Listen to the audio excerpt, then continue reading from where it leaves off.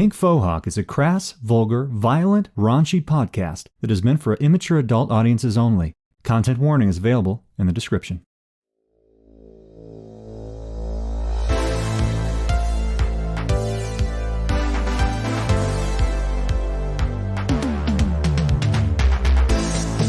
Welcome to we usually do 3 in a row.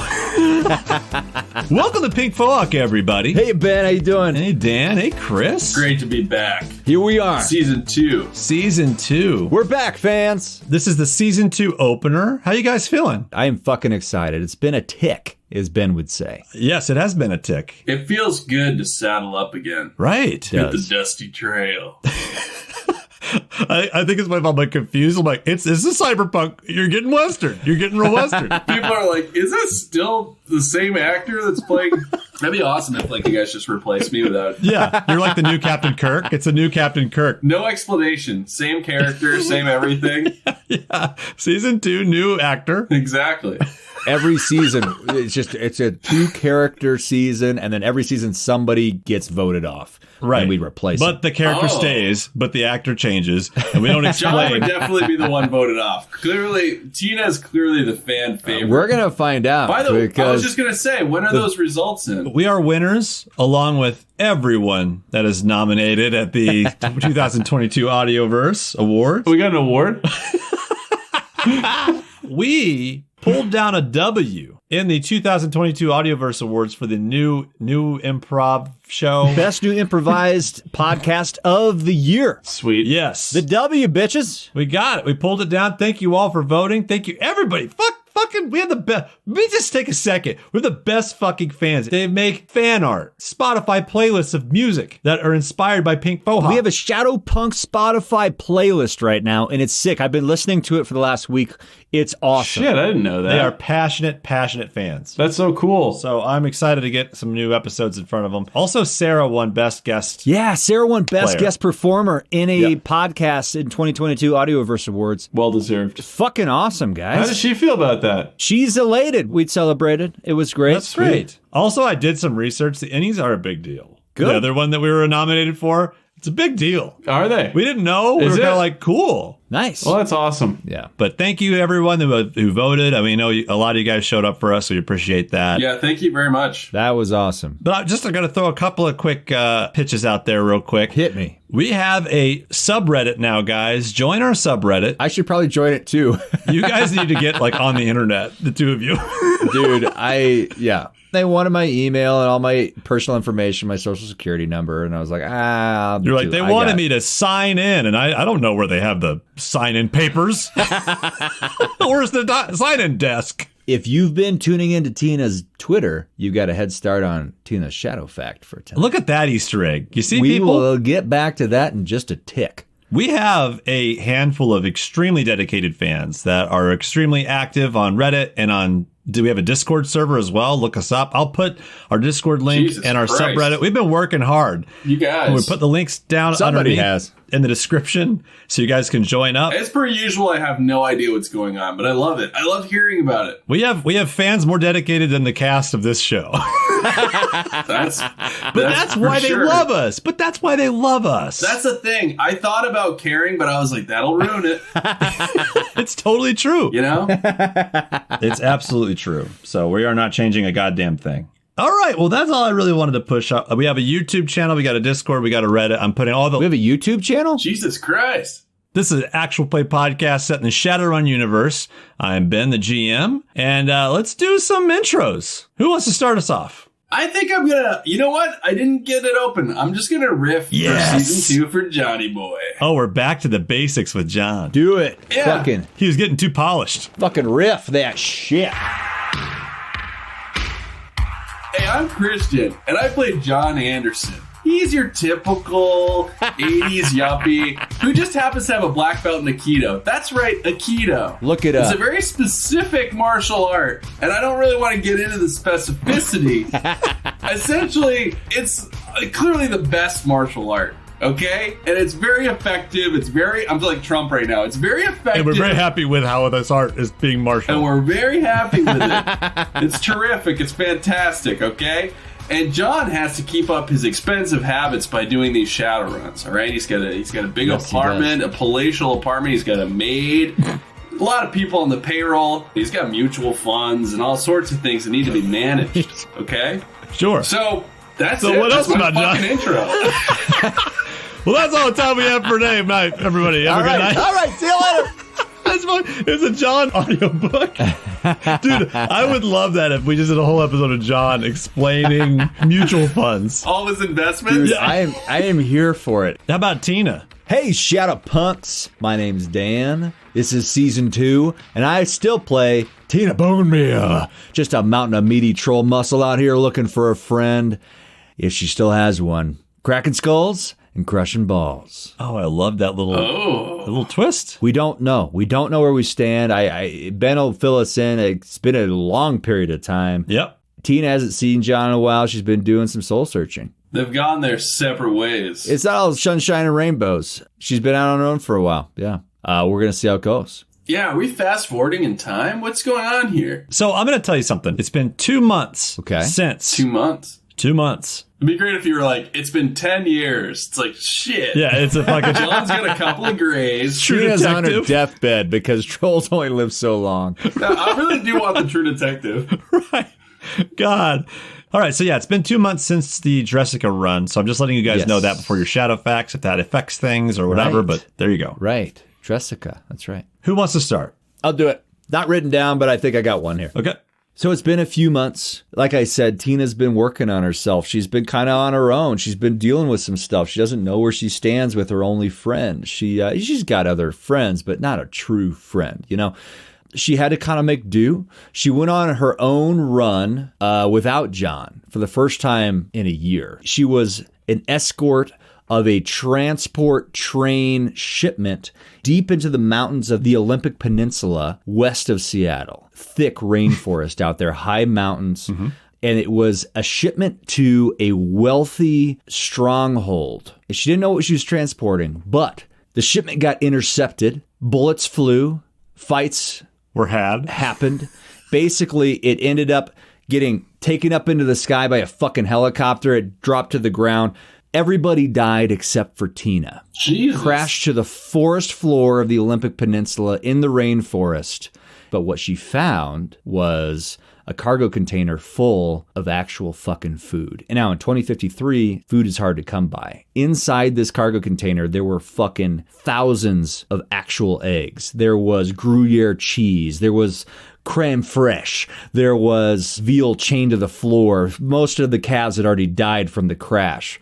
She just got stranded in the forest with all this real fucking food. Luxurious meal. Yes. And she fucking survived like a forest queen eating this just rich, fatty food. She gonna get appendicitis? And she actually found one calf that was still alive, and she named it Bitsy. Tina has now adopted Bitsy, but my shadow fact is, after a few weeks of surviving off of That's this... not the Shadow Fact? It's like a Rush album. It's like the prelude to the shadow fact. After surviving off of this smorgasbord of just delicious, rich, fatty food, she hiked back to Seattle, took her a couple days, but now she's developed gout in her left foot. That is her shadow fact. Oh. From the bad food? All that rich food got to her. Those urea crystals in her left foot are really starting to bite. She got a gallstone, maybe? So she's had to square that off now. This Tina foot fetish stuff is getting weird. I'm speechless. Welcome to season 2, bitches. I love the competition of the length of John's intro with Tina's shadow fact. It's Oh, man. This is a nice lean episode so far. Let's delay it even more. John, essentially, he's been doing very little in the last 2 months. He leaned into his manifesto. See, after, was it Moonbeam? Is that what we agreed on? Yep. Well, he had Sovereign and Moonbeam. But after Moonbeam returned and was intrigued by his manifesto, he and Sovereign parted ways. Really? Which was inevitable. I mean, that wasn't going to be a long-term Okay, thing I for didn't either know. one I of them. didn't know. I thought those kids had a chance. No, Sovereign, she's a lone wolf. I love it. John and Sovereign have an understanding. They both play the game. Let's be honest. Booby, Hans, Booby. She's a rambling woman. He leaned into the monkish life once more. Okay. And began writing his manifesto, as fans of the podcast would know. He's been really taking an oath of not celibacy. Well, he claims. He claims. Really? Well, he claims, but he's also having weekly visitations with all of his subjects' wives. So, I mean, there's a little bit of an unreliable narrator when it comes to Johnny Boy. I mean, when you join a cult. Boy, if John wasn't your favorite character before, fans, you're fucking messed up in the head. Listen, I only know what John tells me, okay? I love it. I don't know exactly what's happening. I didn't write this manifesto. John did. That's right. I love it. I'm getting very confusing for our listeners here, but essentially, he's living a Spartan lifestyle right now. Spartan for John. Lights dimmed, no music, just very... He's curled back into his bat cave, and he is plotting his epic return. He's got something cooking. He's creating this cult. I love that John has become more bare bones, whereas Tina has lived a life of luxury in a fucking jungle somewhere. That's it. But she's more lost than she's ever been at the same time. Of course. I feel like they both are. We are in a delta, as they would say. I've got to rewrite a few things in my recap real quick since Sovereign's out of the picture. Let me just rewrite a couple things here. Oh, really? No, I love it. I like when you guys tell me how things... Sovereign tasted the forbidden fruit. She ain't going to be too far away. It makes more sense, honestly, the way John did it. I don't like the idea of John being a ladies' man. I think John's not fucking anyone right now, but he's getting all the wives to come to like weekly. He's setting himself up. He's starting off like any good classic with a little bit of authenticity, but of course things are going to go south. Okay, for John, dude, I love where this is going, and not in a personal way. Like that's fucked up, but like yeah, deep down, John knows it's going to go bad. Mm-hmm. I've seen this documentary. Yeah. A few people have reached out to us, like on Reddit, whatever, and asked whether we upgrade the characters at all. Yeah. We have not. I wanted to do it Pink Fohawk style, where we do it in game. So this session's going to be about leveling up. There is not a lot of leveling up in Shadowrun. It's hard to level up. It's hard to level up. Nice. Here's my intro. Let's get you into the world. Take us away.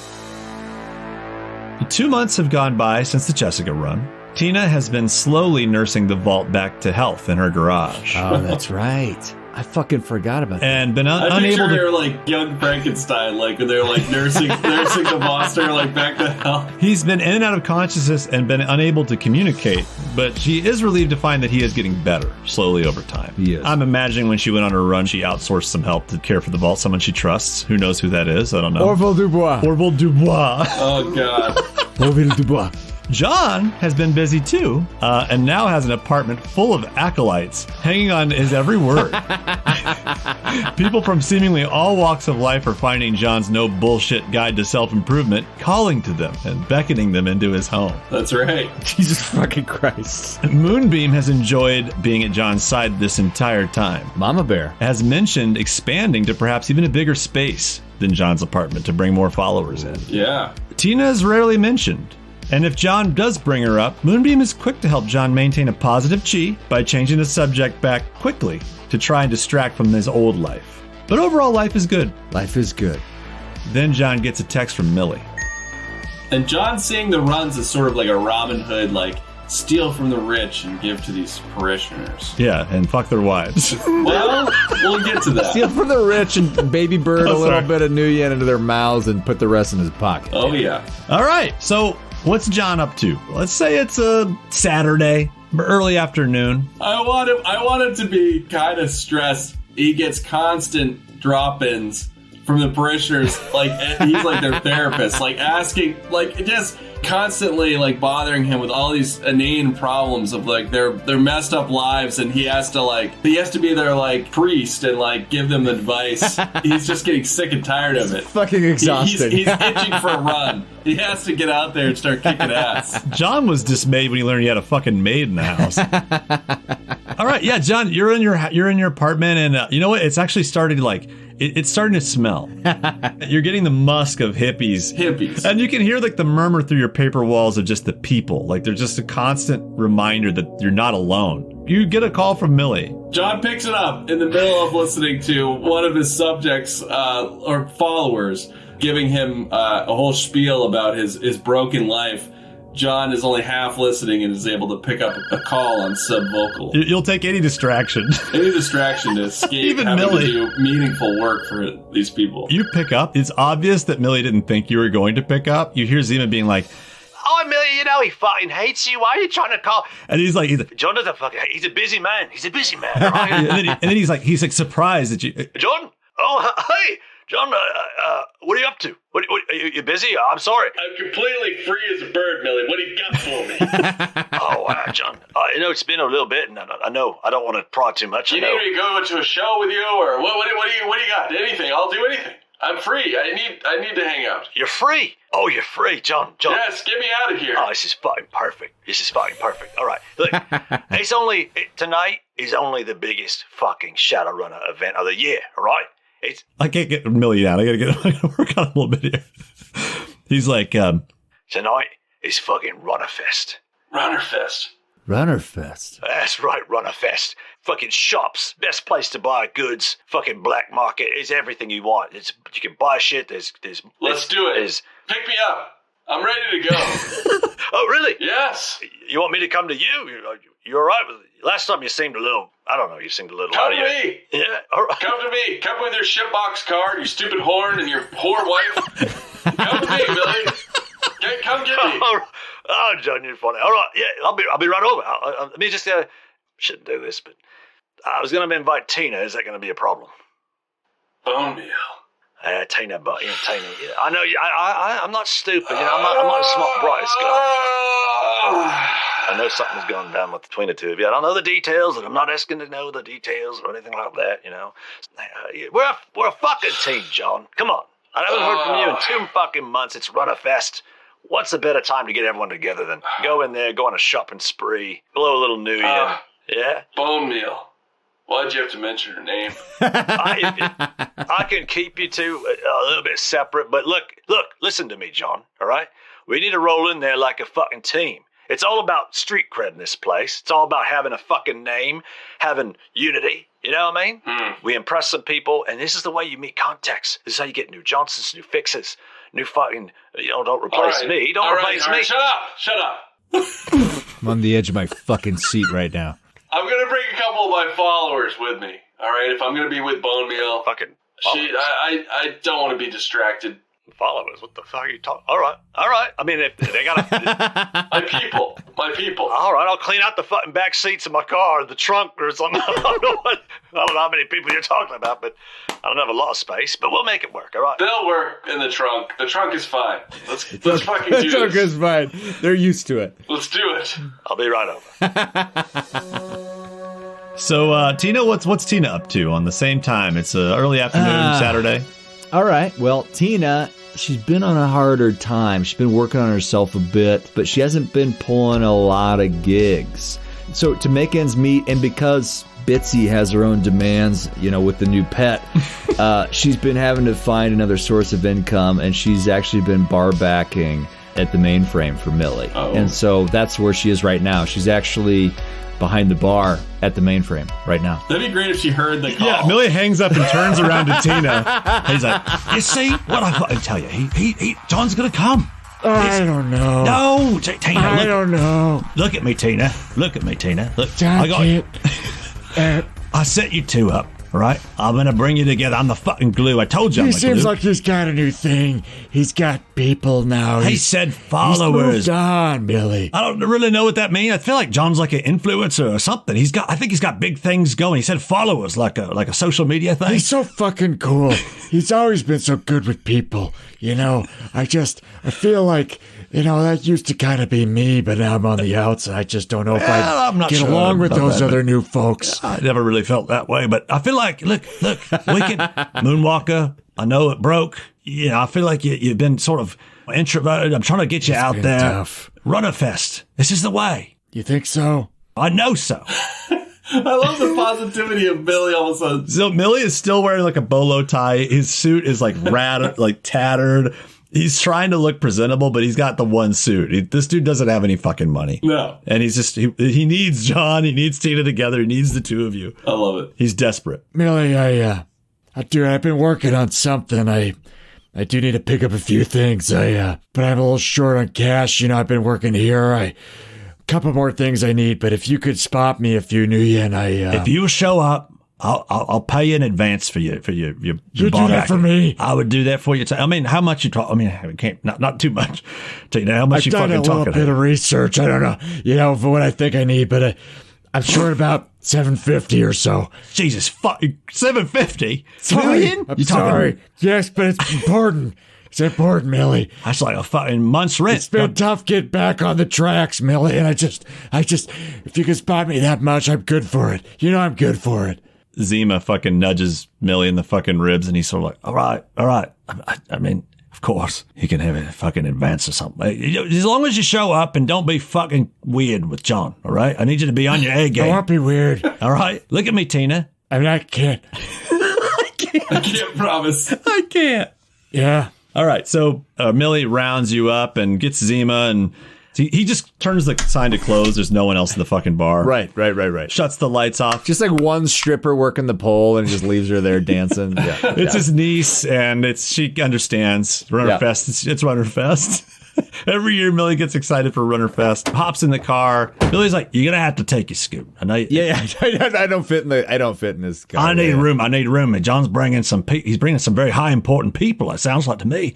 No, it's good. It's good. I haven't taken the scoot out in a while. I'll meet you there. Yeah, just follow me. It's a little tricky to get there.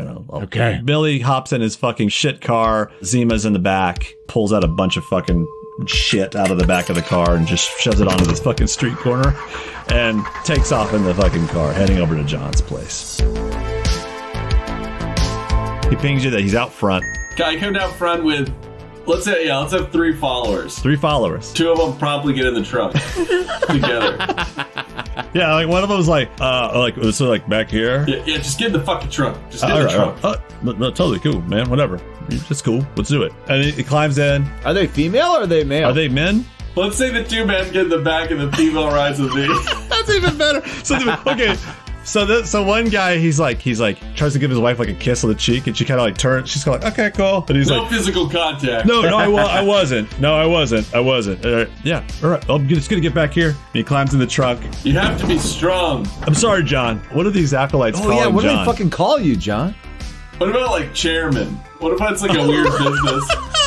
I'm sorry, chairman. Sorry, chairman. I'll be stronger. You caught me in a moment of weakness. We're all working on it. We've been married for 30 years, man. It's kind of hard. I haven't even looked at her in probably how long has it been? Hey, I get it. Jesus All right. John's so fucking dark. John slaps him. Just get in the fucking trunk. All right. Oh, sure. Whatever, man. Then he gets in the trunk. Millie's sitting there and he's like, all right. Oh, great. Well, welcome. Well, more the merrier. We're going to Runnerfest. I hope you guys, do you think that you trust them, John? I mean, this is Shadowrun shit, you know what I mean? Oh, I trust him with my life. And she gives Millie like a cold, steely stare, like she would die for John. And he's sort of like, oh, Jesus Christ. All right. Behind, around the corner, you can just see the scoot parked around the corner, out of the way, kind of. But Tina had followed Millie over. Over to John's apartment? Yeah, but out of the way. She's just hunkered down, dwarfing the scoot. Yeah, Trying to be inconspicuous. She's following, but giving John his distance. But it's Tina, so it's very imposing. Not making eye contact, just looking away. You hop in the car, the fucking suspension squawks as you get in and fucking rustles around. There's some cans rolling around on the bottom floorboards. Gives this thing once, twice, third time's the charm, getting it started up and starts rolling over to the Redmond Barrens, which is where the Runnerfest is. We know the Redmond Barrens. You guys know the Redmond Barrens. The mole people. The mole people live underground there, but basically what the Redmond Barrens is... The prairie dogs. In 2020. That's the new fucking horrible insult. The prairie dogs, yeah. I'm just imagining Tina logging that insult and just not really understanding who to apply it to. She doesn't understand that it's an insult, but she just she's got yonkers. Refers to everybody in the Redmond Barrens as prairie dogs now. Yeah. So the Redmond Barrens, basically what happened was in the computer crash, I think of 2029. I don't remember when it was. Before the computer crash, like it was like basically almost like Silicon Valley in the Seattle area. All these companies, industry started to pop up there. When the computer crash happened, it just went completely desolate. Right. Now you just got these husks of all these skyscrapers there where all these vagrants have moved into. And it's just a seedy, third world, war-torn, seedy cesspool. Nice. But with all these like the more wretched hide of you will never scum find. or villainy. You will never find. like it's all real dusty and you're on a cliff looking down at it. It's a real small little settlement. But yeah, so as you roll up, you start getting closer to Runnerfest. It's getting darker. Is Runnerfest like underground? Is it inside? Is it outside? Is it a festival? What is it? So you're not even there yet. You're rolling up and what you start to see, there's this fucking building that has toppled over sideways. Okay. And crashed into another building at some point and just made this sort of like small teepee, like it's just leaning on this building. That's badass. And you start to drive up to it and there's this massive patchworked, almost like an airplane hangar underneath it. As you get closer, you just hear like the sounds of crowds and different music, a cacophony of different marketplace sounds. And when you roll up to it, you find like a, not really valet, but just like there seems to be sort of like a code amongst thieves that like you could park your car here and Millie gives him a nod and shows him his pass to Runnerfest and everyone's like cool or whatever. When you guys rolled into Redmond Barrens last time with Boz, like it was a free-for-all. Like you guys were rolling up and it was real tense. It seems sort of curated, like he took a special path.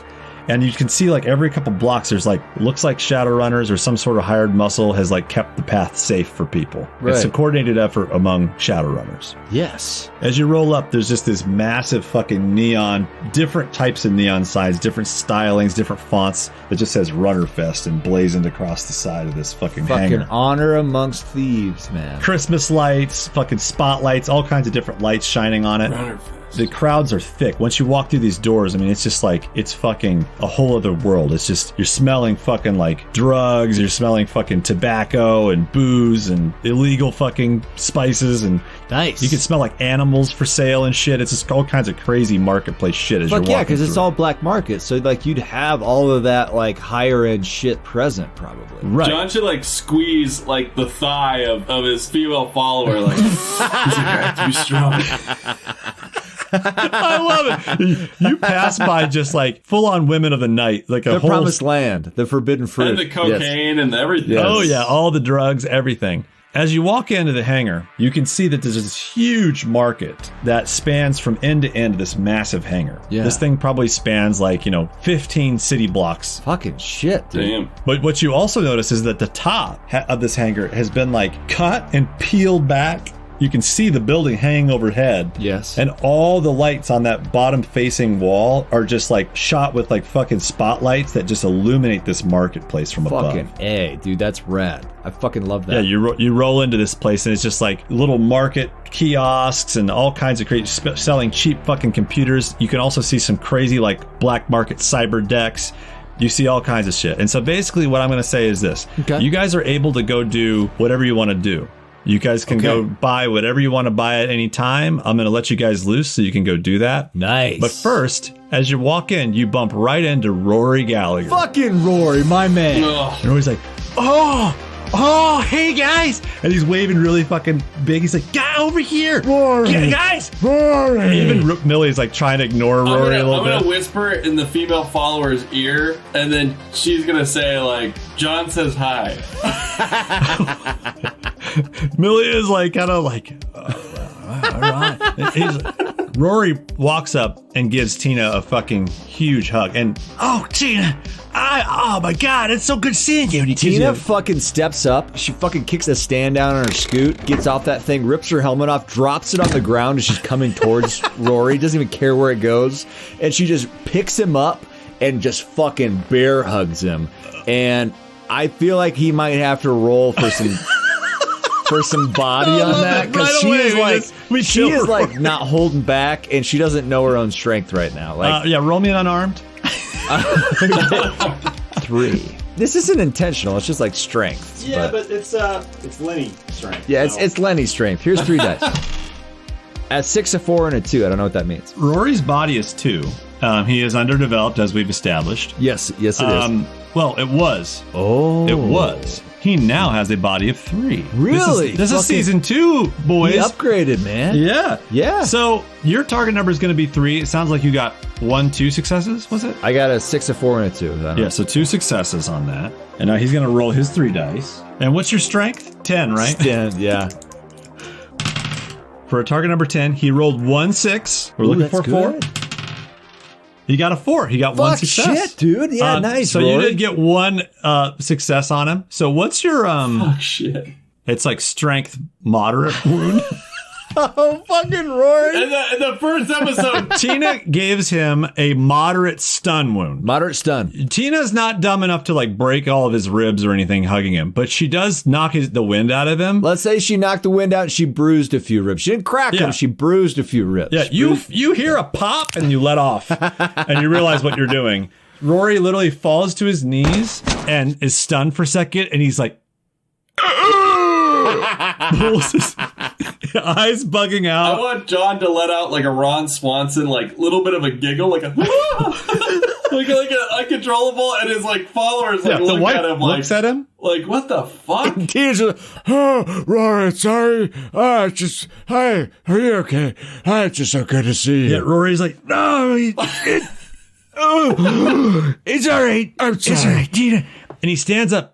And he's like, it's all right, Tina. He slaps you on the arm. And Tina, you're kind of surprised he's got a little strength to him, too. Really? He's got a little fucking whip to that snap. Really? A little snap to that whip. Snap, crackle, pop. Yeah. And as you're looking, he's like, it's all right, no big deal. And one of his fingers extends. Yeah. And he just goes, and he takes a little fucking line of Coke right off, little bump of Coke right off his fucking finger. And he's like, there's been a little bit more of a swagger to Rory all of a sudden. You've noticed, too? He's like, John, hey, John, baby. And he walks over and he gives you kind of a cool handshake. I mean, it's not perfect. It's Rory, but you're kind of blown away by it. You're so stiff and wooden, and he's coming in so John's loose. like giggle quickly erases, and he's confused for the first time by Rory. Hey, I'm Rory Gallagher. And he turns to John's, what seems like his lady friend. She kind of looks to John as to how she should react. I just say like, could you get the 2 out of the trunk?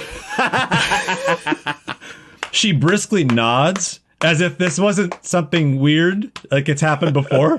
And she turns and to the trunk. And you just hear her having trouble with it, like trying to knock this fucking beating on it to get this trunk. You hear them kind of panicking inside it. It's like AMC Pacer that he drives. Like you hear their panicked voices inside trying to get out. My God. So you guys walk into this place. Okay. The crowds are writhing with all kinds of seedy people making deals, going into different little kiosks, and they're fucking selling drugs. There's fucking women of the night. There's prostitutes everywhere. There's everything. Food, animals for sale. They're like animals you can fuck. Animals you can. In a world where animals are so fucking rare, where you could get like real food, people are just fucking these pigs, and then like, nobody wants to eat them anymore. It's just like what a shame, what a waste. I love it. They're fucking the pigs, but then they have like a VR setup on and makes them look like a hot chick. But they're just fucking that. That's even better. Fucking VR goggles and fucking a pig. I'm gonna pork that porker. Jesus. So you're seeing all this shit in the marketplace. Yeah. So we're gonna now get a little meta with fans. I'm going to tell you guys what you guys have, and I've had you guys kind of prepare what you kind of want to buy, so we won't spend a ton of time delineating on what we're doing. Okay.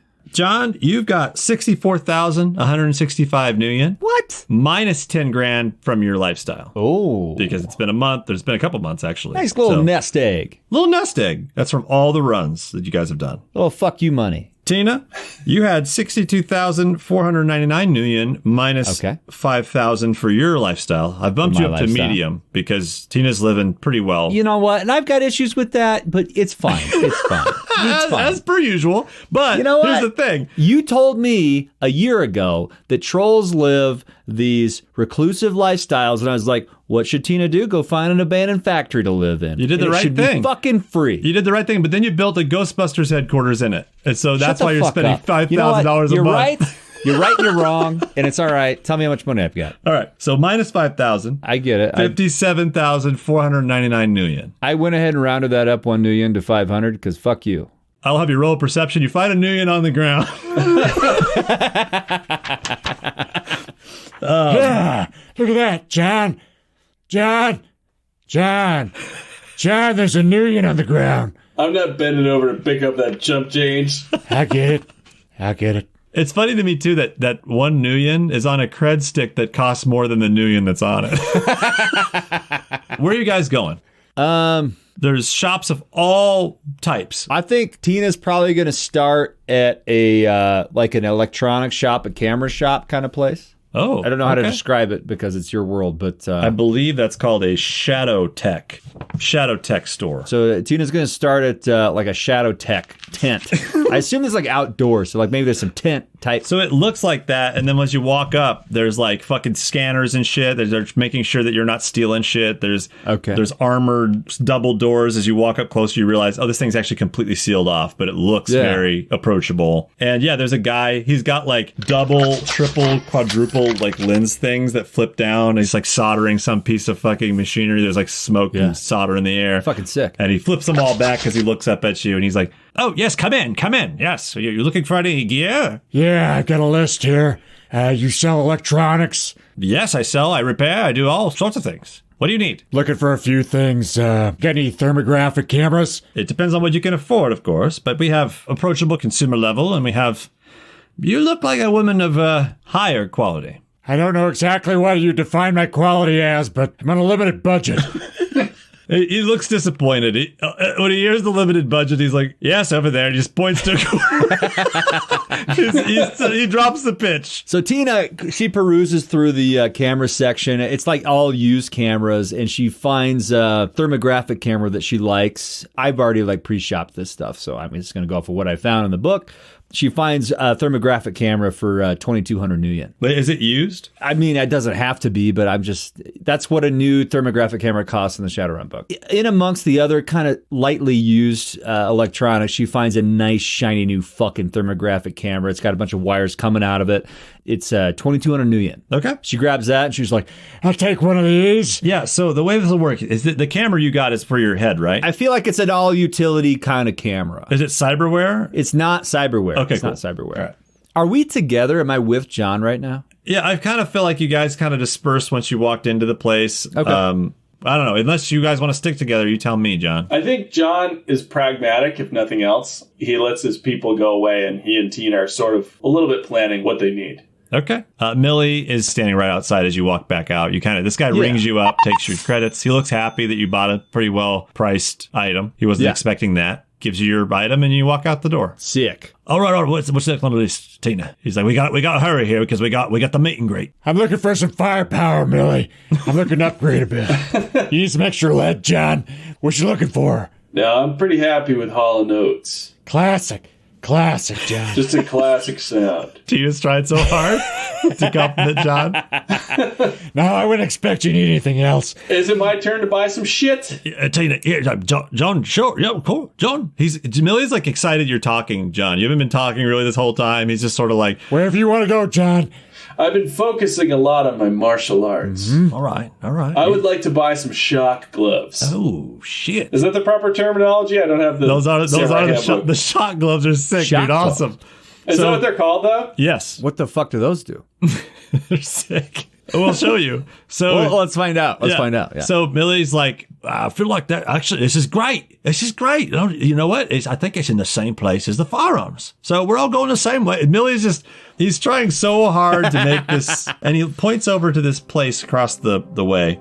It's called Calvary. And it's a bad pun. It's got the California Free State flag above it. The cavalry, but Calvary, and it's a Shadowrun joke. All right. Nice. As you walk in, it looks like a a military bunker kind of. Nice. Like a small plane hangar, you know, like a military like dome hangar. Like corrugated metal. Like, Corrugated tin, or whatever the fuck that bunch is. of bullet holes in it. They look actually they look real. There's like ammo crates around and old field radios. It's all like an old military. It looks like kind of like General Patton designed this Fucking place. sick. As you walk in, there's this fucking gnarly looking troll with a fucking peg leg. It's like Shit, yes. he's got one horn. Or not troll, sorry, he's an orc. Not as cool. Not Should've as stuck cool, with the troll. but he's pretty big for an orc. He's obviously not troll sized. He's got a big fucking gut. He's got like a fucking olive green fatigues on, and the shirt's open. He's got a wife beater underneath. He's got like dog tags on. Hell yeah. Fucking big. Tina walks right up to him and says, "What you working on?"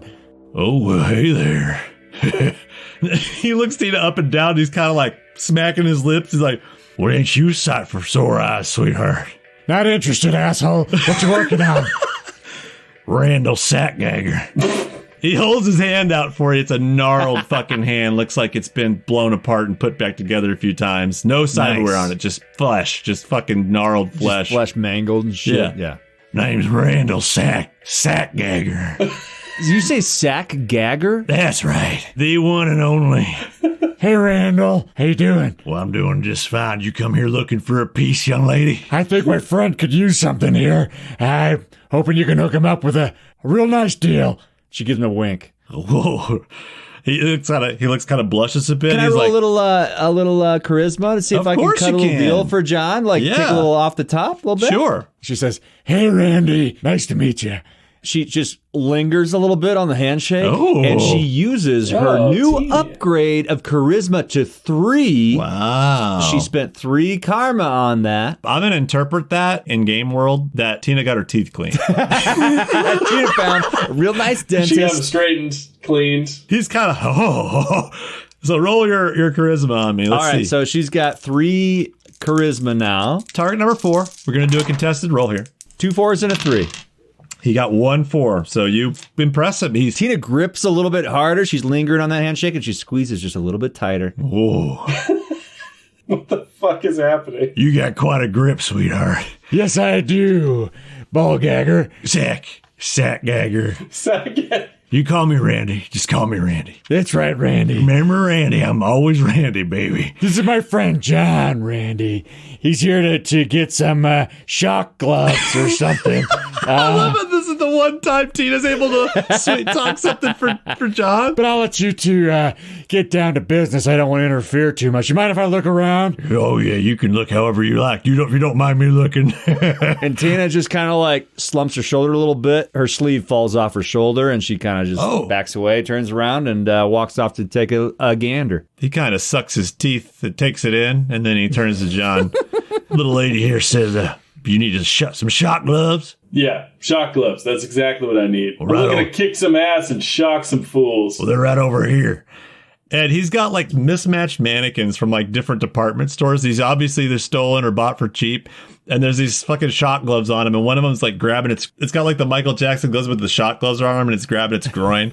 He's like, "This right here is the latest model." He takes them off and hands them to you. So it's like a white Michael Jackson rhinestone biker glove? Yeah. Fuck yes. He's like, "Well, there's 2 models here. You got a data jack?" Hell fucking yeah, dude. "Oh, shit, yeah. Oh, this will work real nice. Allow me." And he runs the wire kind of up and plugs it right into your fucking temple. And these babies now respond to whenever you decide to use them. They don't shock people unless you mentally tell them to. Are you going to test them, John? Hold on, do I only get 1 shock hand like a Michael Jackson glove? Because that would be really funny too. Up if to I only had you. 1. Up to you if you want 1. No, I'm gonna have 2. What is the price tag on that? That I do not know, but I know that I'm buying them no matter what the price. I know they're in the Street Samurai catalog. Let me find them here. Thank you. Thank you for... Written by Tom Dowd. This is fun. I like going shopping. We still have a fucking grappling gun. We never used it. That's so classic True. D&D to just get shit and forget you have it. I know. Oh, I guess we did never We use it. did. used We the like made a repelling. plan to use it. and then You we had didn't all use kinds of plans to use it. Shock glove. Perfect for when the kid gloves come off and the nasty stuff goes on. it. That is a fucking sick description. The kid gloves come off. Impact trigger. Love it. It discharges only when you hit. Based on the stun baton technology, the stun baton's fucking sick. The Rhinco shock glove is a black, non-conducting plast fabric interlaced with a partitioned wire mesh to provide the greatest chance for shock on impact. Nice. Flat battery capacitors mount in a special vambrace for added convenience. What's the damage? On page 278 of my core rulebook here, I've got the shock glove, updated for 2nd edition. Fuck yes. And it is 7 serious stun, which is fucking badass. That's good. That's good, man. All right, so I put that under damage, 7 serious stun. 7S stun. And it's got a concealability of 9, which is fucking sick. Okay, Fucking sick. Impact triggered. They know when you hit. that's cool. 950. Nice. The street index multiplies the price once outside of character creation, but then once you buy it in the game, you're supposed to multiply it by the street index to be like it's more. But you could negotiate. Tina's got this guy's fucking dick hard. You might be able to wheel and deal a little bit. John's this fucking cheap bastard. I'll use Tina. I'm going to have you roll me your etiquette. The target number is going to be 4. It would be 6. Basically, it would have been a harder roll because you're not using corporate etiquette right now. You'd be using street. But Tina's 2 successes bumps your target number down by 2. 4 dice. Target number's 4. 2 successes. Fuck yes. Tell me what you say to this guy. He's like, that's going to be 1900 million. I'll get it for 12. Fuck yes. And he kind of looks over at Tina. She's just like fondling something on the wall and turns around and makes eye contact. She just like winks at him again. Yeah, just like a clueless, like pursed holds lips. that stare. Yeah, I feel like that'd work. It'd work just right, yeah. These are lightly used. Oh, my shit works. He looks at Tina again. Oh, my shit works just right. All right, 1200 million, you got yourself a deal. Tina smiles, but not at what Randy said, but at the fact that it saved John a few new yen. Nice, dude. John gives Tina a little wink. Really? Ooh. Yeah, he gives her a wink. Tina like drops the shit that she has in her hands and it like hits the ground. I don't know what it is that she's got in her hands, but Oh, shit. she bends Let's over see. and picks it up and then like looks back at Randy and just says, sorry. I'm not going to do it. I was going to have you drop a stun dart on your foot. That's Look at Chris Farley. Yeah, you got a fucking dart in your neck. Son of a... Randall stops you before you guys leave. Are you buying something, Tina? what does this place sell? It's guns. It's all guns and weapons. I also want to buy a net gun, and I want to buy the large one to capture trolls. Say, son, I don't mean to judge, but, I sell all kinds of high caliber weaponry. I mean, you got your shot glove, you got some kind of pacifist, no judgment, like I said, but I don't know, you got all kinds of these beautiful guns. I just want to open up my jacket and flash them like a little glimpse at Hall & Oates. Oh. And they just sparkle like a 70s ABBA music video, like soft filter, sees the glimmer of Hall & Oates. He raises his eyebrows. He reads you loud and clear. Oh, well, yeah, I understand completely. Sometimes a target needs to be brought down alive. Exactly. He slips you a card, John. Off season, how I pay the bills, I'm a bounty hunter. If you need anything, you think Randall Sackgagger. For some reason, I feel like he's got a Pulp Fiction like gimp, like in his fucking End up in his basement. He's like, the kind of game I hunt, oh boy, let me tell you. You ever heard of shifters? Yes. Well, what if I told you? I want John to be like coughing, like his breath, like he's like holding up the shot glove now, John. like to his mouth, like You okay, John? smelling the pleather of the shot glove. His breath's so bad. He goes, well, what if I told you that the Seattle Metroplex area had literally dozens of them? I would be repulsed. Damn right you would be. Me too, son. You catch a word if you ever hear of a shifter. They can be anywhere. It can be anyone. What's a shifter? You got to tell me what a shifter is. Oh, I'm so glad you asked. I was waiting for that. Shifters. They're shapeshifters. That's what I assumed. They're animals, actually, but they can take human form. John lied. He obviously has no idea what a shifter is. Are they sentient? Are they like people? Or are they? They can handle conversation. They can assume human life almost convincingly, but they are not human. Gotcha. They're not illegal. They're not like outlawed or anything, but also the government doesn't really give a fuck what you do with them. They're just kind of like shapeshifters. I get, yeah, okay. I mean, it's like illegal that. for them to assume humans. Dude, that's fucking sick. I didn't know that. Yeah. So did you actually ask that? Because John just pretended he knew because he's just trying to, he just wants this conversation to be over. I read you loud and clear. I understand I got to take some of them down alive, some of them down not so alive, if you know what I mean. That's what this is for. And he pulls out a fucking Super Warhawk fucking revolver, heavy fucking pistol. And he goes, This here's Pieces Maker. Pieces Maker? It's a play on words of a real weapon by a real marshal who, like you, was a bit of a pussy when it came to high caliber weaponry, but he made a name for himself. Oh, all right. Oh, can I have the net gun? please. He kind of gulps, and you have a presence that makes him ashamed. Just feel smaller. Yeah, but he's right over here. And he walks over and takes you to the stun batons. It's actually near the shot gloves area, the non-lethal area. It's a very small section in his shop, but you see the net gun. I don't really know what it looks like, but I'm guessing it's like a harpoon gun, but it has a net on the end of it. Like, Yeah. It's in the Street Samurai catalog. Does this place sell all firearms, Ben? yep. Got it. But now it's going to be the price is going to be the street index price. So As this guy is going to get this thing off the shelf, and as Ben is concurrently looking it up in the Street Samurai catalog, Samurai. Tina is kind of perusing the aisles of this bunker. There it is. And she's looking for everything that she wants. She's got a little shopping cart. They got a little shopping cart. sweet. Starts throwing shit in it, and like she's kind of banging around. And The shopping cart has hover wheels on it for whatever reason. fuck yes, fuck yeah. So it doesn't have the annoying rattle, and she's just throwing shit in there. Take them down, but don't take them out. Small like an SMG, actually. Yeah. It comes with a built-in laser sight. A laser That's pretty sight for a sick. net gun? Oh, yeah. Yeah. There's been situations where I feel like we need to capture somebody. Do you know what I mean? It's very Looney Tunes. I love it. I love it. Yeah. There's a whole rule set on how it works too, which That's I'm not going to get into yeah, right it's now. gonna- It's gotta be. Yeah. It's sweet though. It's like they can roll to get out of it. All this shit. It's cool. That's awesome. Extra large variant can also fire normal nets, just so you know. That's what I want, though. The net gun extra large. You so want I can this? do everything. I just imagine John like, but that's the one right there, the extra large. I am. Like pointing over him. No, the extra. Like, this is like he's unlocking, like, the fucking cabinet at a Kmart to give me a Super Nintendo game. Yeah. He's like, it's like bulletproof plastic. It's all scuffed and shit. He's unlocking it with. Let's see here, 1150 times 2, so 2,300 new yen. All right. 4B ammo. That's pretty sick. You can load 4 nets into the fucking thing. It's like a fucking semi-auto net gun. I just know that we're going to have to capture some people. Definitely. Because sometimes we need people alive, dude. I love I'm that. thinking outside the box here. Okay. All right. I'm going to ask for 1,800 on this. Roll me your charisma or your etiquette. We're going to say straight up target number 6, John. Okay. 0 success. Fuck. No, look, I only stock.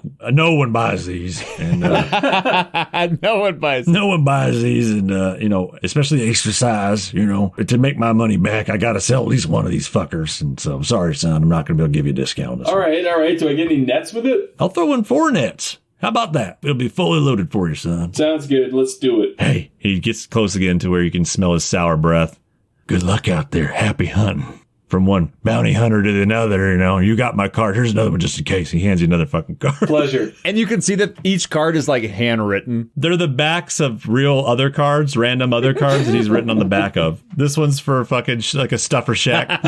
This whole time he's had one eye on Tina this whole time, and now he finally feels he's kind of reading the air, and he feels like John's I like done. the idea that one of his eyes is like remote control, and it's like it's a lazy eye, but it's like cyberware. It's how he monitors his store too. It's how he keeps track of people stealing shit and Yeah. I stuff. love it. Yeah.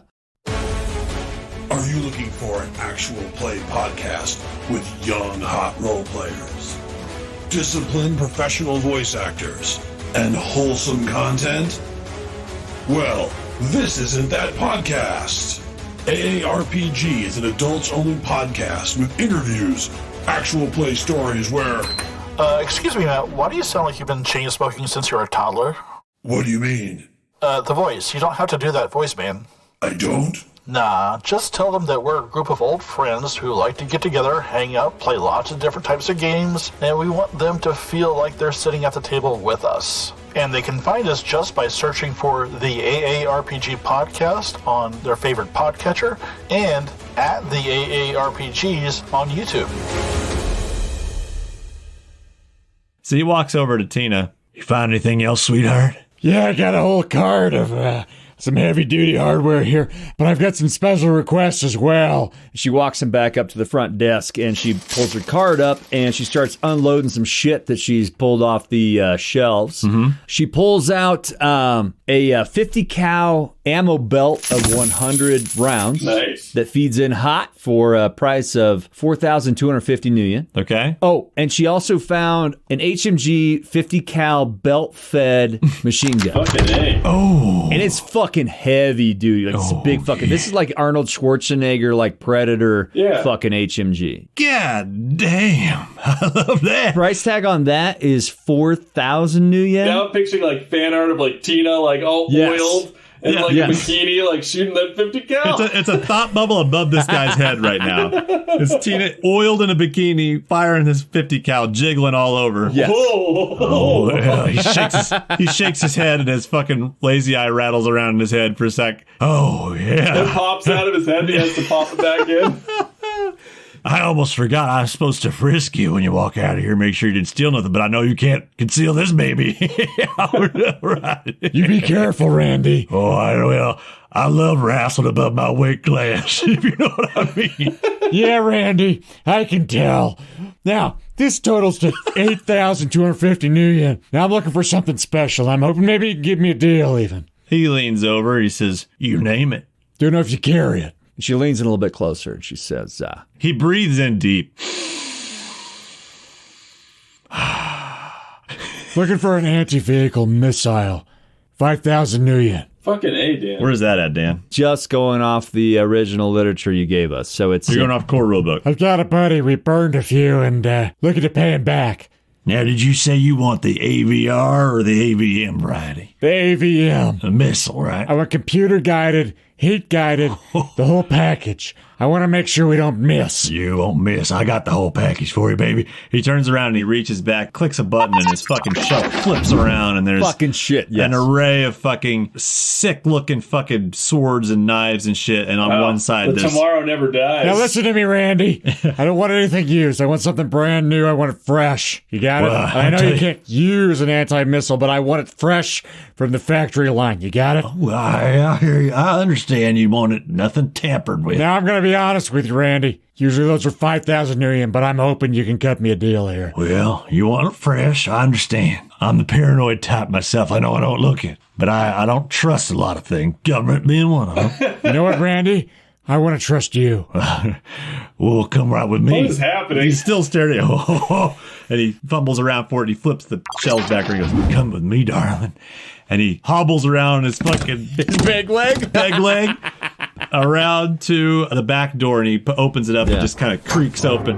Reaches up in the dark and grabs a fucking string on a light and clicks it. It's like a closet, but it's like full of fucking guns and shit, and like still in like crates. Fuck yes. Half open crates and shit. And he walks This over is and grabs. exactly where Tina wants to be. Yeah. He grabs a crowbar and I think it's right here. and he pries open a wooden crate, and there's sawdust in there, and he pulls it all out and gets a fucking fresh, blows the fucking sawdust off. This baby, he's not as gentle as you'd want him to be with this thing. He's sort of like tapping it. This baby right here is fresh off the factory. Well, the truck that came from the factory. Don't ask me what happened to the truck. But here you go. And he hands it to you, and he says, She looks at it and she inspects it real quick and I don't know, Randy. What price you got on this thing? Price tag's $5,000. she's holding the anti-vehicle missile in one big fucking troll hand. The other hand kind of like slips under the guy's forearm and just kind of grabs his elbow a little bit. Just gives it a very tender squeeze. And she rolls 3 charisma dice. I'm going to do a contested roll with this guy. That's fine. Yeah, whatever you got. Target number is 4. He got no successes. Tina got 2 4s and a 2. God damn. I don't know, Randy. 5,000 seems a little bit high for black market off the truck. You feel him kind of tense up and then relax in your grip. Well, I understand. I could throw in a deal for you. I'm a repeat customer, if you know what I mean, Randy. Oh, Jesus. I'm betting on it, sweetheart. Well, I suppose I could go I couldn't go much lower than 4 if that works for you. 4 sounds great. Let's do 4. That sounds fantastic. You already have the cred stick. You just I had no idea you're going that low. Wow. This fucking, I wish John had some. I feel like this shit's like highly illegal. Yep. He definitely got it stolen, and like he probably paid nothing. I just can't believe you're cutting us these kinds of deals. This here, is man. Runnerfest, man. Runnerfest is very popular. What kind of shit are we going to get into? Something across the room catches Tina's eye. She locks eyes with it, and she grabs Randy's shoulder as he's kind of walking out. She says, Hold on. How much for that butte? and she directs his gaze back over to the missile launcher. Oh, hey. Yeah, that's for sale. That's for sale. But Fuck, dude. look here. I mean, you got a lot of merchandise at this point. Like, you're gonna be all right leaving this place. I mean, it's a rough. This thing's 15,000 million. You know it. I know it. Every goddamn motherfucker outside there knows it. She says, Yeah, I'm okay with that. Do you have any transport services, Randy?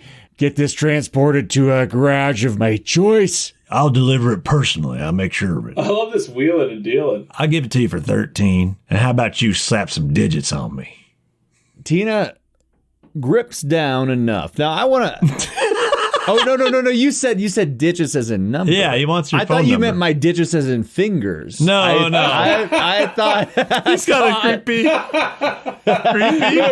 can Tina please misinterpret that? He just starts sucking on him. No, please. Tina takes her hand. It's still under his elbow. She kind of slides it around the back of his elbow, up his bicep, and onto his shoulder. Over. And she grips down real hard on his collarbone, almost like it feels like it might crack. Oh. Troll strength is coming through. Oh, yeah, all right. How's that? You're a peculiar woman. I like a peculiar woman. Yeah, that's just fine. Yeah, I think 13 will work for me. Does that work for you? I think that works just fine, Randy. Well, I'm going to need your address, sweetheart, so I can deliver this to it and make sure it gets there nice and shiny like. Tina slips another hand into his back pocket and pulls out whatever his version of a phone is, and she slowly starts typing in her address. I love this, like high school mall flirting. Yeah, this is getting her fucking... garage and abandoned factory warehouse where she wants it delivered. Oh. Clicks it. She tucks it right back into his back pocket. Whoa. Yeah. Hey, well, let me also, I told your friend here, and I don't know, I don't know how tight you two are. I don't know what your relationship is. He Pulls out a... how straight it is. Yeah, Have you I'm been not sure. through any hard times recently? But... As you pull his phone out, by the way, like 15 other cards fell out. Grabs a couple off the ground. He's like, You take these with you, too, in case you need it. We need to get you. You don't need anything. You just let me know. You call Randy. Thank you so much for your generosity and your, Yeah, yeah. I don't know what he's going to say to that. He walks out with you, and he's, your hand's on his elbow. He's hugging it tight as he walks you back over to John. Yeah. Well, if that's everything here, I see a few more customers have walked in. I'm going to handle them, unless you need anything else. What, am I talking now? He's addressing both of you. That'll do it, Randy. Thanks so much. That'll do it for me too, Randy. All right. John's like kind of weirded out. Like, Don't be a stranger. Hey, what's your name, sweetheart? John. Bone meal. John, I think it's funny if John the whole time thinks Randy's coming on to him. Like he's so thick. He's like... His eyes wandering so much, like it's always one eye's on John, and like, you can't tell. My name's John. Like, stop hitting on me, you gross ogre. Your follower nudges you, John, demurely, and she says, is he a potential candidate? No, not at all. Bad breath. And she nods curtly and steps crisply back away from you to the appropriate distance at all times from John. Tina, she picks up her HMG and her 50 cal ammo belt, throws it over her shoulder. She reaches out to shake his hand one more time, and she palms him a business card of her own. Oh. What the fuck? Everyone's making clients here. Everyone's making clients. Jesus Christ, Tina. It just says Lady T, Femdom. and it says 555-6969. What the? Oh, he picks up a like a monocle out of his pocket and looks, and he's like, oh, a peculiar woman. She just turns and she fucking walks away with her HMG and her ammo belt over her shoulder. And they move on to the next locale. Love that. I think John should say to Tina, like, I can't believe that guy was coming on to me. John, you got a way about you. Ugh. I'm imagining John hauling his fucking net gun and his got these bags, and the guy No, won't. I want to give it to my parishioners. They're like carrying it. Give it to your fucking caddy. Yeah, man. Perfect. Yeah, they're fucking jostling. I'm carrying my gloves, obviously. I want John to have put on his shot gloves. Love it. That's sick. Millie's outside. He's like, oh, damn, Tina. I saw you fucking through the window there. You bought the whole place. You bought stock in that place. Never hurts to have a good contact, Millie. By the way, Millie is fucking mind blown to how much money Tina spent. He had no idea you had this much cash. Now Millie's like pissed. He's like, Yeah, he's just like kind of like, where the fuck did she get this? God damn. John, what else you got? Tina, I'm good. You're blowing through money like you're at a casino. Like you're in Bangkok. I've John, been to Bangkok many times. I got plans, all right? All right, but It's time to fucking double down. What you got on your list, John?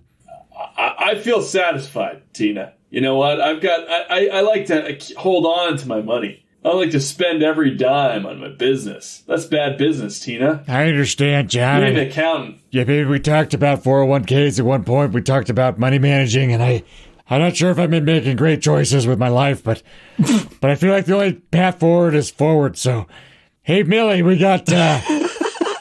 John's sort of preoccupied. His eyes are wandering. What other things can you buy at Runnerfest? Can I buy, like, clothing at Runnerfest? Oh, yeah. Dude, there's all kinds of fucking chic He clothing. wants to buy, like, one of those, like, weird jackets from Equilibrium. Oh, sick. Like a weird, like, Morpheus Like a jacket. trench coat. Yeah. Yeah, but, like, That's with the high awesome. collar. Like, he wants to walk around, Fuck like... yes. It's all black, like shiny leather. Yeah, And man. it's got the sleeves big enough that you can put your hands behind your back, like completely behind your back and inside each other's sleeves like he does as he's walking. Yeah. You can do like your kind of sensei walk with your hands behind your back. Exactly. Yeah, you find that. We'll say that's what's the clothing cost here? And we're gonna say it's armored because like armored clothing is sick. Armored clothing is fucking sick. It's got to be I armored. just need Hollow Notes to fit within the garment. Within the garment. Yeah, Taylor. I need it to fit within the garment. I just imagine you saying that to the salesperson. Yeah, exactly. I just need Hollow Notes to fit within the garment. We got armored clothing. We've got armored jacket, armor vest, vest with plates, and the lined coat. The lined coat is a fucking trench coat basically with fucking plates in it. That's what I want. I want it to look like the Equilibrium coat that Christian Bale wears, and I want it to be lined. All right, we're going to Dude, I'm going to go watch Equilibrium tonight. Sweet. Love that movie. So sick. Overshadowed by The Matrix. Overshadowed. Nah, I disagree. Like, I mean... I just meant in terms of popularity. Like, it, sure. Of they course, came at of the same. course. I agree quality-wise as well, Chris, but I'm just saying my point was more no one heard about Equilibrium due to The Matrix. Yeah. Oh, man. Christian Bale versus It's Keanu. It's like Keanu, the best man in the world. Christian Bale, the worst. Well, not the worst, but like... Christian Bale, much better actor, terrible person. Terrible Keanu Reeves, person. terrible actor, great person. Yeah. All right. All right, so John, that'll be 1,312 Nuyen. Jesus. It's expensive. It's a fully plated, lined trench coat. Dude, but that's going to give you huge body advantages for fucking damage. That's awesome. Looking cool was more important to me. What's your ballistic and impact armor on your sheet? On armor jacket is 5, impact 3, and then armor clothing 3. It's not supposed to stack. At least rules is written. It's supposed to be whatever the highest rating is, you use that. But And that makes sense, but... I want to give you something for buying this because it's expensive. Wait, hold on. Wait, what are you saying? Basically the you stats... have better armor already as an armored jacket. So I can just give you the same stats as the armored jacket on this thing if you want. I'm paying for it. Fuck it. I want to look cool. What's the conceal? Oh, see, here's the thing. Here's what you get. Conceal? The concealability. Like, you could hide a shotgun under this fucking thing or something. You know what I shit, mean? Like, that's so sick. okay, that's what you're paying for. So I'll give you still the ballistic. Your I'll give Hollow you Notes, your Hollow Notes can hide now. You keep the same ballistic and impact rating. I'm going to give you that. Same as the jacket. Yeah. You now have a concealability of 8. That's high, dude. Especially because everywhere you're going to get checked is by some stupid fucking orc or a troll, and they're not going to be able to see it. So as you walk out, Millie walks you back over to the front of the entrance here because he's trying to get you back over to this meet and greet. Yeah. And as you guys are walking in, there's this table right out front, and it's got a big raffle on it. It says Runnerfest raffle. Okay. And Millie's like, oh my God, we got to sign up for the raffle. Oh yeah. He's like, hey, chumma, how much is it up to this year? And they go, 75,000. Fuck. And Millie's like, oh shit, did you find here? That's 75 grand. We got to sign up. He runs over and he signs his name. He's like, come here, Zima, sign up. She signs it. Rory's takes another bump, walks over and signs his name. John, you want to sign up for the raffle. This is your first Runnerfest. You got to do this. What's it cost? It's free. You just put your fucking name in it. I don't know if I want to put my name. This is classic Dungeons and Dragons style. Yeah, Tina does a side glance at John. She doesn't expect him to look at her, but she just looks like that instinctive, like we used to be friends. Like I'm glancing at my friend to see, is this cool? And like, I'm going to have my 3 followers put their names down. Oh, Millie's still trying to talk to him. And then he goes, oh shit. He's like, what time is it? And the guy behind the raffle desk is like, it's 10:30. Oh shit, we're almost gonna miss it. We gotta get to the meet and greet. All right, there's a meet and greet here. Is Tina putting her name in? Well, no, we have to go. It's fucking 10:30. We gotta go. Rory. Yeah. What's up, Billy? You just put John and Tina's name down. We gotta get them in the raffle. We can either split the pool. We can figure this out later. But we gotta do this. All right, you come with me, you two. But I don't know if I want my name. She doesn't say a fucking word. Yep. She just goes with it. Yep. Millie's got both of you guys. He's got one arm around John's shoulder. You're not sure how you feel about that. He's reached way up and trying to get Tina's shoulder. It's kind of hard. And it's really awkward gait as he's got his arms around the both of you. It's a meet and greet, all right? You just, I don't know what's going on between the two of you. You don't have to resolve anything right now. I understand. But look, you can do your separate thing. But what it is, it's sort of like you get to meet new runners. You get to meet new Johnsons. You get to meet, but it's also sort of like a speed dating too. It's not unheard of to get some romantic get-togethers. All right, quit your babbling. We got it. He's like, no, John, I'm serious. You could really make a relationship, like a serious. I got it. Look at Zima and me. How long has it been, love? Really, just take us to the fucking. No one wants to hear the exposition. And then John should just turn to Tina and almost let out a half smile, like he kind of is showing a little bit of just like a little half crook smile back. Millie's disappointed in not being able to give his full speech, but he's kind of loving the fact that he can see you two bonded over he'll be a punching bag if that's what it takes. And he's sort of like, all right, you made your fucking point. Let's go to the meet and greet, right? You guys are coming. And he pulls you along to a huge space that's been emptied out with small little tables with two chairs sitting across from each other, a whole series of them. Ben. Oh my God. Are you going to make a speed date right now? Yeah. So he takes you aside and gets you guys signed up. Okay. You go off on your speed dating. Yeah. You go through and John and Tina, you get separated and you guys sit at your tables and you're just sort of waiting there. And I have a question. Does John get to sit at his table with his 3 followers behind him? They have separated John from his followers. Okay, he's away. Yeah, okay. I'll tell them to take a hike for a little bit. Go recruit. I'll give them some petty cash so they can buy some food at this place. Take some of their own money and give it to them as petty cash. They're kind of expecting this to be kind of like a Bonnaroo type thing, but it's definitely rougher. Yeah. It's weird and people look like they want to fucking kill them. Yes. And they're just not sure. Yeah. People are kind of cycling around and joining different tables or whatever. And you meet a series of people. Tina, you're just kind of I feel like you're just kind of looking at John the whole time, way across the room, but it's hard to see him because it's just a lot of people. All of a sudden, someone sits down across from you, and it's a massive fucking troll. Really? And he sits down across from you. He kind of squints at you. Yeah. And you remember this guy. It's kind of hard to place for a second, but then you're like, oh, this is Tyrant. This is the guy with Bevy that you were with Boz and you had to ride in the back of the van together. This is fucking Tyrant. Oh, he's alive? Yeah, I guess he is, yeah. And he's like, I know you. You're Tyrant? You're that troll bitch. I mean, obviously, but you're that bitch from the... That's me. Yeah. Yes, that's me. And he kind of sits and twiddles his huge thumbs. I mean, you guys look fucking hilarious at this small table. He's 10 feet tall and you're 9.5 feet tall. How you been? Oh, ups and downs, how it goes. How about you? Mostly downs, but yeah, I'm still breathing. Here we are.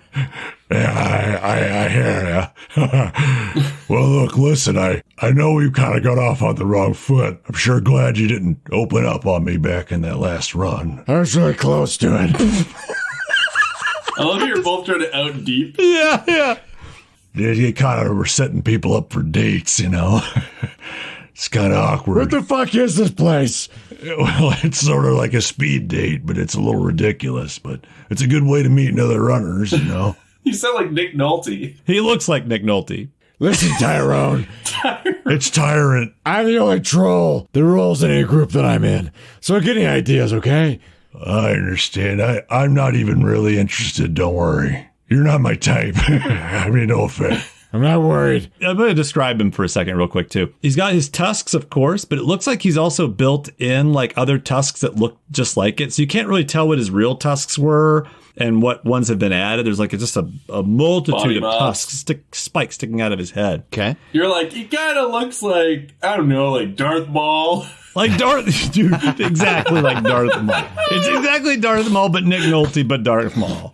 Well, look, listen, it's clear neither of us are interested in anything romantic here, and you made it clear you don't want to roll with any other trolls professionally, which I understand. But maybe we could be friends. I mean, I don't know. You doing anything? You want to get a movie or something? Just platonic. Just, I get kind of lonely. Listen, Tyrone. Tyrant. Kind of a dark place right now in my life. But I appreciate you reaching out. Maybe we can exchange some numbers and just be contacts. And if there's something I can help you with or something you can help me with, that's fine. But Yeah. No pressure. No pressure. And he does give you his number, and you guys start to talk about things like movies and different films you guys like or whatever, and discussing sort of your gaffer passes. You kind of get to know this guy a little bit. He's sort of like a fun kind of guy. Okay. I like it. We're switching over to John. Okay. John, you've been incredibly unimpressed. Everyone that's rolled up to this table has been just a fucking 2-bit. By the way, I haven't described John's appearance. I want him to be wearing like the all black jumpsuit that like Marlon Brando wears at like the end of Apocalypse Now. Like, John, are you dressed like you were in the flashback? yeah, maybe. Is that still sticking with John? Is something? Oh, interesting. You dug out the old pajamas? A little bit of Yes. subconscious Then yes. inspiration there, yeah. I love it. Do you have a top knot, John? I just imagine Is a sick that how I top describe knot. myself? And Yeah, exactly. You were wearing those exact things. Like a silk shirt. hammer pants, I thought. Yeah, you said hammer pants. Okay, never But mind. you know what? You were thinking when he was crazy. He looked crazy when he went over like Brando looked crazy. When he looks crazy, yeah, it's like just like a Hare Krishna, but it's like black. Like Okay. he's looking like a weird love cult it. leader. Guru type weirdo. Yeah. Do you have a top knot? Yeah, definitely Asian vibes, Asian Yeah. karate master vibes, for sure. I love it. So, John, a few people show up and roll by, and they're kind of like just kind of pathetic. They're trying to pitch you what they can bring to the table in a run or whatever, and you're just kind of you're getting. It's just not gelling. And all of a sudden, this like a breath of fresh air walks up. Really? She's got purple neon hair, buzzed at both sides. She's an elf. Her ears are pointed, and her hair is shaved so you can see them.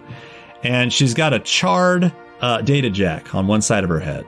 Ooh. And she walks over and she sits down, crosses her legs, and lights up a fucking cigarette right in front of you, John. Okay. Okay, John should be like, but then John should like light up a cigarette because he's been just drinking black coffee and cigarettes. She raises her eyebrows at you. She goes, all right, I don't have a lot of time. I have a job. I need some people. What does it pay?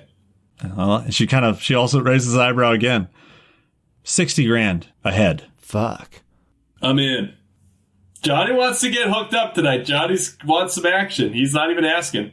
He's in. She takes another drag from the cigarette and she narrows her eyes at you a little bit. Huh. That's troubling. Is it? And she kind of smirks. Like she's enjoying the game right now. Most people want to know a little bit about whether or not they might die before they agree to something.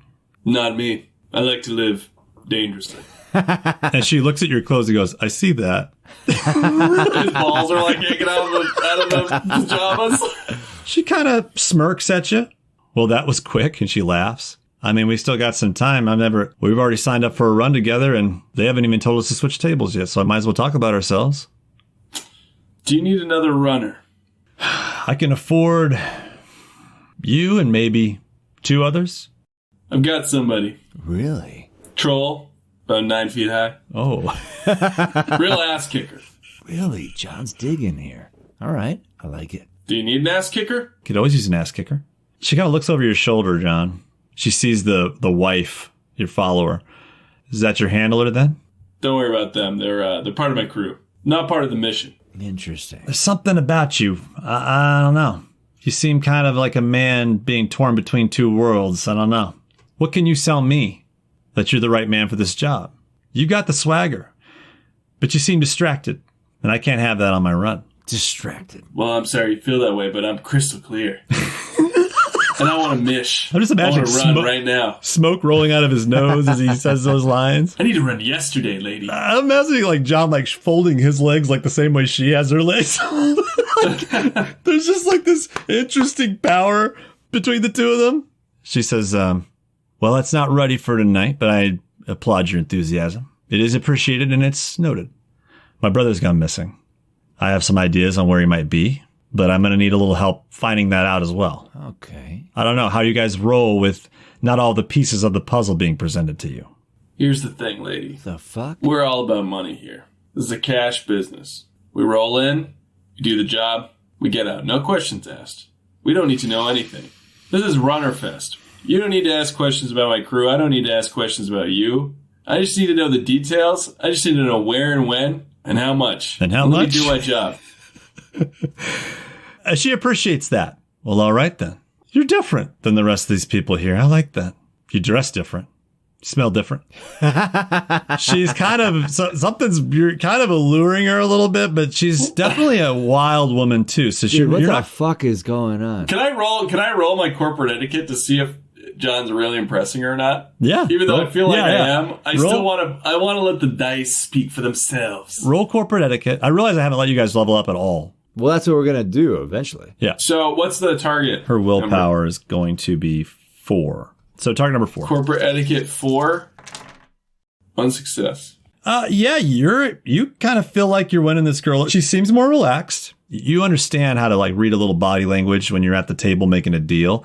And you see she's her, no bullshit, so I feel like I don't have to put on any bullshit. she's intrigued by you in other ways as well. No. Well, the whole package John. is alluring to her a little bit. She's like, this guy's a little different. He's a different animal. All right. Well, that was quick. We got this run settled. Slides a chip across the table. It's got her number on it for you to contact her. Okay. She goes, how do I refer to you? What's your name? Anderson.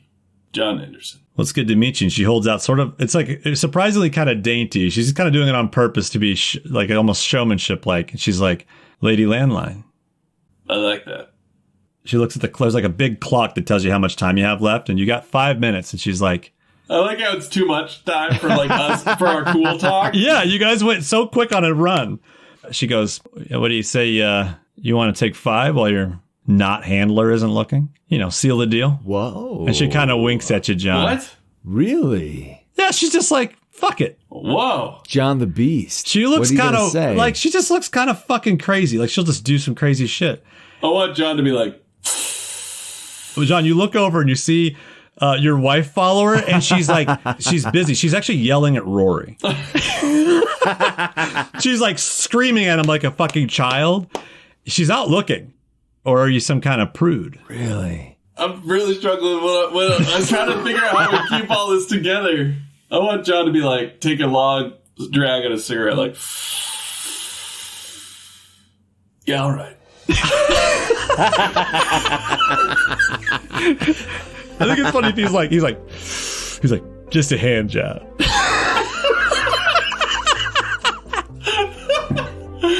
No, they're gonna fuck. Let's get it. John's already breaking his rules. He's already both full of shit. She takes your hand. 2 of you walk off. You just walk off in the middle of the fucking meet and greet. Just like walking past people, and they're kind of all looking at each other like, John's the most attractive man in this bunch, first of all. So all the women are kind of looking up like, oh, because I mean, it's a fucking... We've already established that John is not attractive. He's moderately attractive. So you're the belle of the ball here. You're dressed like fucking, like you have some money, and you're walking past with this crazy chick. I'm in Steven Seagal, like, garb. And you guys walk into this fucking disheveled, shitty bathroom that's got like a fucking huge, like 50-foot trough. Yes. Trough that people piss in, filled with ice. And people just... Oh, yeah. like a baseball stadium. Yeah, trolls just pissing in this ice trough. As you walk in, you guys just start fucking in a corner. Wait, a corner? No booth, anything. Oh, Lady Landline doesn't give a fuck, man. She's just sort of... This is an experience. She's a woman that will just... I mean, I feel like John... in this instance, is not the man in power. If she wants to fuck him, you tell me how this goes. She wants to fuck him right there and don't think then fine. And John's obviously been repressing himself for 2 full months or whatever it's been. So, I'm just imagining this is enough for him to fully unleash. This is the first chink in his armor. You're like such a haze right now. You're about to get fucked finally. You're being pushed back into this bathroom, and you see the trough of ice and people pissing in it. You're kind of like, what the fuck? And then she shoves you back against this wall. You guys just start going to town. Like she's just owning you against this wall. I think John should be fully into it. I don't even think he should notice that. I think he should be like so passionate. Oh, I love it. I always think it's funny if John switches from ice cold to just like fully getting his mind blown by this woman. Piss ice cold. He's not in control. I like the idea of John being like, he's being taken for a fucking ride by this woman. All right. So this happens, and the buzzer goes off. It goes off like it corresponds directly with John being like, buzzes in his head. It like rumbles like a fucking like one of those things they give you at like a Sizzler, like those little like table like buzzers, and like it's like a buzzer in his pocket, like as he's fucking. I love it. Like, oh! The lady landline takes a piece of ice out of the trough and rubs it on your asshole. I love it. It ruins John. Now John needs ice on his asshole. Yes. I'm kidding. No, that should be definitely. Are you kidding me? No, that's happening now. That's canon. Baby, you got any ice? That's John's new tick. Yep. You guys all, so it's all over, and Tina, you just made a friend, and you got like Tyrant. He's kind of like, he's like, all right. He's like, I'm gonna hold you to that. So wait, it's Tuesday nights at the Ramada Inn, right? It's the one downtown though, right? Yep, that's the one. You know, I'm branching out other things too, so you can hit us up there, and we'll see ya. Well, I just think it's so interesting, you know. I'm just, and the buzzer goes off again, and he's like, well, we have a lot to catch up on, but I just think it's great that we met each other. And he kind of just, all right, well, take care, Tina. Sure. And he kind of doesn't know how to hug you. No, Tina definitely does not hug this guy. For whatever reason, like she's just like, for all the friends and connections she's been looking for, this guy's coming out a little bit strong. That's awesome. She's not quite mean enough to just like completely cold shoulder him, but yeah. Millie's been kind of going around the tables too, and he's like, all right. He's like, how'd it go? You make any contacts? Any jobs, John? And Tina, as you turn, you see John walking up with this beautiful elven woman, and you realize this is the woman that you broke up with in Portland. What the fuck? It's Leia? This is Leah. Eskimo brothers. No way. You knew her as Elle. I like how you baited me with something I couldn't refuse. You clever game master. I gotta tie you back to Tina. Game master. Back then, she went by Elle. Yeah. Her name is Leah Bradshaw. Her name's Leia Bear. She's like, T-Bone. Leia Bear. And she kind of looks at John, and then she's like, Millie? Oh. Tina looks over to Millie, just confused. Oh, you're back in town. All right. Well, it's good to see you, Tina. And John, it seems you met John. What the fuck?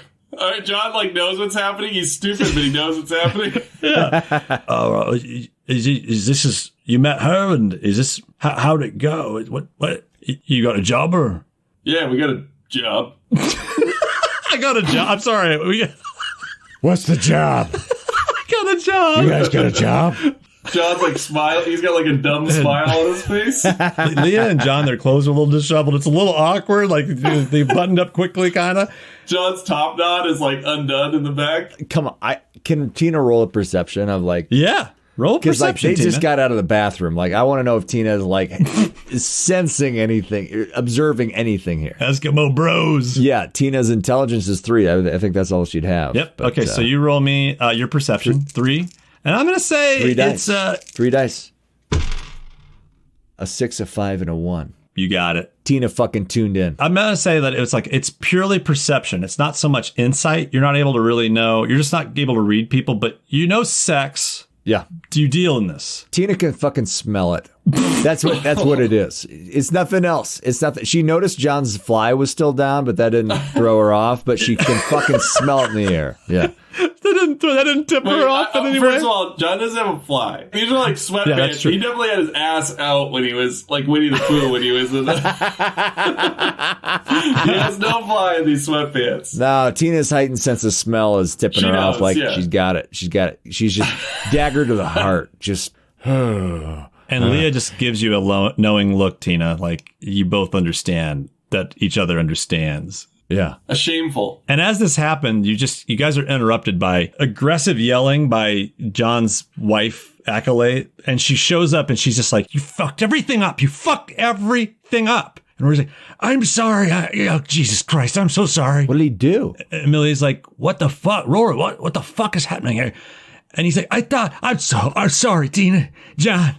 I thought it was for the raffle.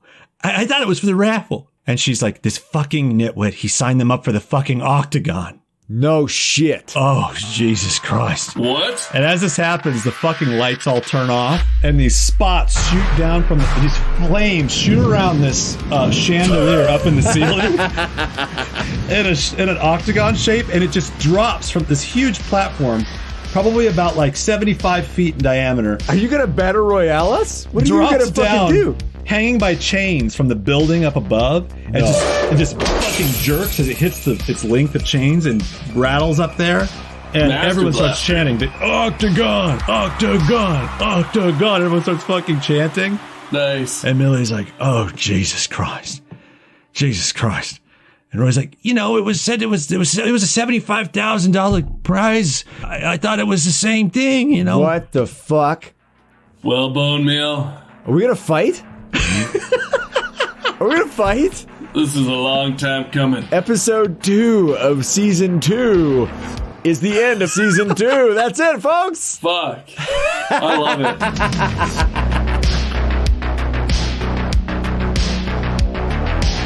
Thank you for listening to Pink Fohawk. You can check out new episodes every 2 weeks. Until then, we'd be hugely thankful if everyone listening could post about our podcast on Reddit or Twitter, or leave a review on Podchaser or Apple Podcasts, or even just share our show with a couple of friends. That'd be awesome. Thanks again for giving us your time. It's the most precious commodity any person has. Pink Fohawk theme created by Collin Ruffino. You can find links to his website in the description below, along with credits for other songs used in this episode. Thank you for listening. We'll see you next time.